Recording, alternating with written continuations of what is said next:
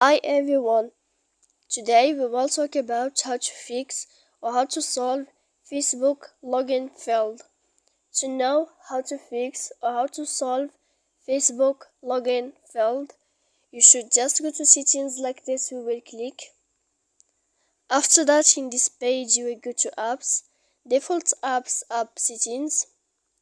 When you will see this list, you will go down to find the application of Facebook here and you will enter. Then in this page you will go to click force stop.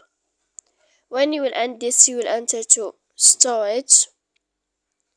After that, in this page you will go to click clear cache, and then you will go to click clear data, and after all that you can turn off your phone. So please don't forget to support us by like and subscribe.